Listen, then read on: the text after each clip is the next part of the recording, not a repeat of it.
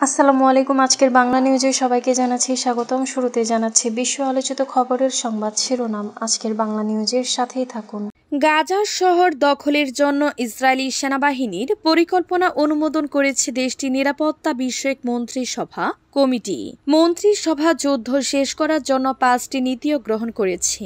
এর মধ্যে রয়েছে হামাস বা ফিলিস্তিনি কর্তৃপক্ষ নয় এমন একটি বিকল্প বেসামরিক সরকার গঠন করা।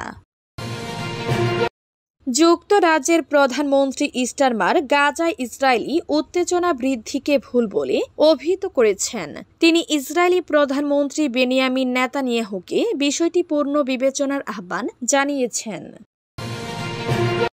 ইয়েমেনি আনসারুল্লাহ আন্দোলনের রাজনৈতিক ব্যুরোর সিনিয়র সদস্য হিজাম আল আসাদ ইসরায়েলের সাথে সহযোগিতা করার বিরুদ্ধে সমস্ত শিপিং কোম্পানিকে সতর্ক করেছেন। হিজাম আল আসাদ ঘোষণা করেছেন, গাজার জনগণের সমর্থনে ইসরায়েলি নৌ অভিযানের চতুর্থ ধাপটি ইসরায়েলের বন্দরগুলোর সাথে সহযোগিতাকারী সকল জাহাজ কোম্পানির বিরুদ্ধে হবে। তারা আরব কিংবা অন্য কোনো মুসলিম দেশগুলোর হোক বা অন্যান্য দেশের হোক।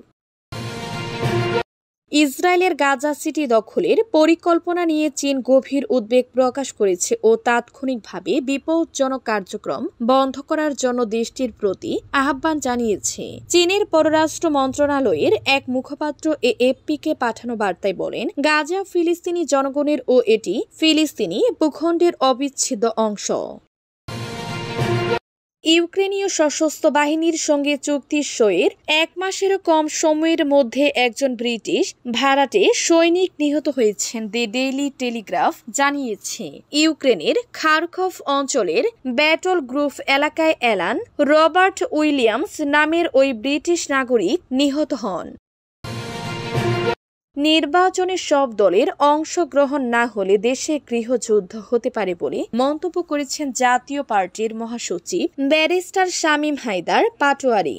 রাজধানীর কাকরাইলের জাতীয় পার্টির কেন্দ্রীয় কার্যালয়ে আয়োজিত এক সংবাদ সম্মেলনে তিনি এই মন্তব্য করেন। এতক্ষণ শুনছিলেন বিশ্ব আলোচিত খবরের সংবাদ শিরোনাম, এবার বিস্তারিত।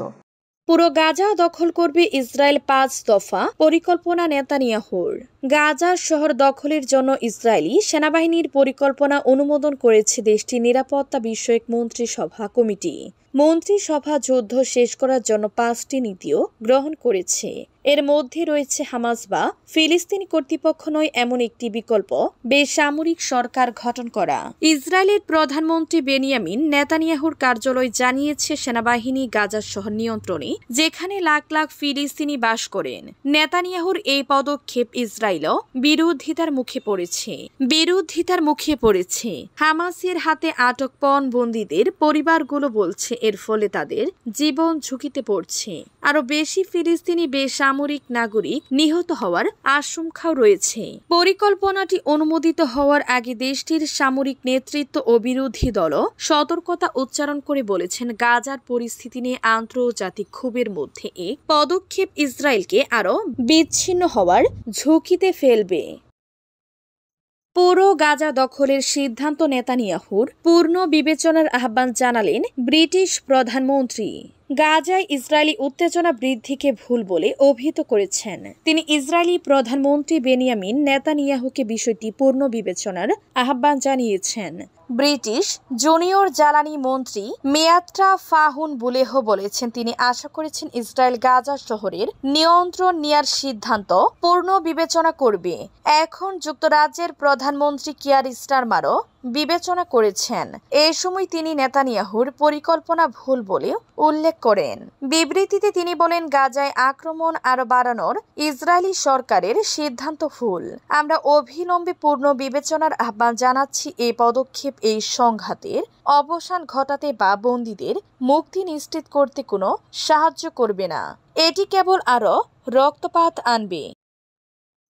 ইসরায়েলকে সমর্থনকারী আরব দেশগুলিকে সতর্ক করল ইয়েমেন। ইয়েমেনি আনসারুল্লাহ আন্দোলনের রাজনৈতিক ব্যুরোর সিনিয়র সদস্য হিজাম আল আসাদ ইসরায়েলের সাথে সহযোগিতা করার বিরুদ্ধে সমস্ত শিপিং কোম্পানিকে সতর্ক করেছেন। হিজাম আল আসাদ ঘোষণা করেছেন গাজার জনগণের সমর্থনে ইয়েমেনি নৌ অভিযানের চতুর্থ ধাপটি ইসরায়েলের বন্দরগুলোর সাথে সহযোগিতাকারী সকল জাহাজ কোম্পানির বিরুদ্ধে হবে। তারা আরব কিংবা অন্য কোনো মুসলিম দেশগুলোর হোক বা অন্যান্য দেশের হোক। আসাদ জোর দিয়ে বলেছেন, গাজার বিরুদ্ধে অবরোধে কিছু আরব ও মুসলিম সরকারের জড়িত থাকার বিষয়টি খুবই লজ্জাজনক। ইসরায়েলের গাজা সিটি দখলের পরিকল্পনায় চীনের গভীর উদ্বেগ। ইসরায়েলের গাজা সিটি দখলের পরিকল্পনা নিয়ে চীন শুক্রবার গভীর উদ্বেগ প্রকাশ করেছে ও তাৎক্ষণিকভাবে বিপজ্জনক কার্যকর বন্ধ করার জন্য দেশটির প্রতি আহ্বান জানিয়েছে। চীনের পররাষ্ট্র মন্ত্রণালয়ের এক মুখপাত্র এএফপিকে পাঠানো বার্তায় বলেন, গাজা ফিলিস্তিনি জনগণের ও এটি ফিলিস্তিনি ভূখণ্ডের অবিচ্ছেদ্য অংশ। তিনি আরও বলেন, গাজার মানবিক সংকট নিরসন ও জিম্মিদের মুক্তির সঠিক উপায় হচ্ছে তাৎক্ষণিক যুদ্ধবিরতি। গাজার সংঘাতের পূর্ণ সমাধান যুদ্ধবিরতির উপর নির্ভর করছে। একমাত্র এতে উত্তেজনা প্রশমনের পথ তৈরি হবে ও আঞ্চলিক নিরাপত্তা নিশ্চিত হবে। ইসরায়েলি প্রধানমন্ত্রী বেনিয়ামিন নেতানিয়াহুর দফতর শুক্রবার জানিয়েছে, তার প্রস্তাবিত ও নিরাপত্তা মন্ত্রিসভা অনুমোদিত এক পরিকল্পনার আওতায় ইসরায়েলি সেনারা গাজা সিটির নিয়ন্ত্রণ নিবে। প্রায় 2 বছর ধরে চলা গাজা যুদ্ধের ফলে 20 লাখেরও বেশি মানুষ দুর্ভিক্ষের দ্বার প্রান্তে রয়েছে। ইউক্রেনের হয়ে যুদ্ধের মাঠে গিয়ে ব্রিটিশ ভাড়াটে সেনা নিহত। ইউক্রেনীয় সশস্ত্র বাহিনীর সঙ্গে চুক্তি সইয়ের 1 মাসেরও কম সময়ের মধ্যে একজন ব্রিটিশ ভাড়াটে সৈনিক নিহত হয়েছেন। দ্য ডেইলি টেলিগ্রাফ জানিয়েছে, ইউক্রেনের খারকভ অঞ্চলের ব্যাটল গ্রুপ এলাকায় অ্যালান রবার্ট ইউলিনিয়ামস নামের ওই ব্রিটিশ নাগরিক নিহত হন। ইউলিনিয়ামস ইউনিয়নের বাহিনীর সঙ্গে গত 10 জুন চুক্তিতে সই করেন। 2 আগস্ট যুদ্ধ চলাকালে তার সঙ্গে যোগাযোগ বিচ্ছিন্ন হয়ে যায়। টেলিগ্রাফের প্রতিবেদন অনুসারে খারকভ অঞ্চলের লিপটোসি শহরে তাকে হত্যা করা হয়। তার মৃতদেহ এখনো পাওয়া যায়নি, তাই তাকে নিখোঁজ হিসেবে তালিকাভুক্ত করা হয়েছে। তবে তার সহযোদ্ধারা তার মৃত্যুর বিষয়টি নিশ্চিত করেছেন। প্রতিবেদন অনুসারে উত্তর পশ্চিম ইংল্যান্ডের মার্সিসাইডের মরিটরের বাসিন্দা 35 বছর বয়সী ইউলিয়ামস চাকরি হারানোর পর গত 7 মার্চ ইউক্রেন চলে যান। নির্বাচনে সব দলের অংশগ্রহণ না হলে দেশে গৃহযুদ্ধ হতে পারে, জানিয়েছেন শামীম। নির্বাচনে সব দলের অংশগ্রহণ না হলে দেশের গৃহযুদ্ধ হতে পারে বলে মন্তব্য করেছেন জাতীয় পার্টির মহাসচিব ব্যারিস্টার শামীম হায়দার পাটোয়ারি। শুক্রবার 8 আগস্ট সকালে রাজধানীর কাকরাইলের জাতীয় পার্টির কেন্দ্রীয় কার্যালয়ে আয়োজিত এক সংবাদ সম্মেলনে তিনি এই মন্তব্য করেন। শামীম হায়দার পাটোয়ারি বলেন, দেশে এখনো জাতীয় নির্বাচনের উপযুক্ত পরিবেশ তৈরি হয়নি। সব দলের অংশগ্রহণ নিশ্চিত না হলে দেশ গৃহযুদ্ধের দিকে যেতে পারে। জাতীয় পার্টির মহাসচিব বলে, নির্বাচনের জন্য লেভেল প্লেইং ফিল্ড এখনো অনুপস্থিত।